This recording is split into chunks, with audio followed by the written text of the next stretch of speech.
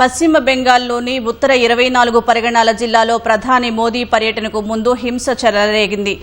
జగద్దల్ ప్రాంతంలో అధికార తృణమూల్ కాంగ్రెస్ బీజేపీ కార్యకర్తల మధ్య ఘర్షణ జరిగింది. ఈ క్రమంలో స్థానిక బీజేపీ ఎమ్మెల్యే పవన్ సింగ్ నివాసమే లక్ష్యంగా బాంబు దాడులు జరిగాయి.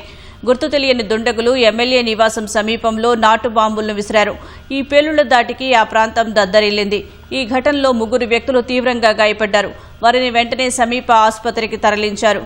తమ ఎమ్మెల్యేను భయభ్రాంతులకు గురిచేయడానికే టీఎంసీ కార్యకర్తలు ఈ దాడులకు పాల్పడ్డారని బీజేపీ ఆరోపించింది. ఆ ఆరోపణలను టీఎంసీ తోసిపుచ్చింది.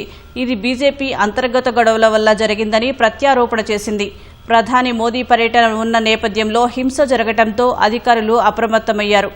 జగద్దల్ పరిసర ప్రాంతాల్లో భారీగా అదనపు బలగాలను మోహరించారు. అనుమానిత ప్రాంతాల్లో పోలీసులు సోదాలు నిర్వహిస్తున్నారు. శాంతి భద్రతలకు విఘాతం కలిగించే వారిపై కఠిన చర్యలు తీసుకుంటామని హెచ్చరించారు.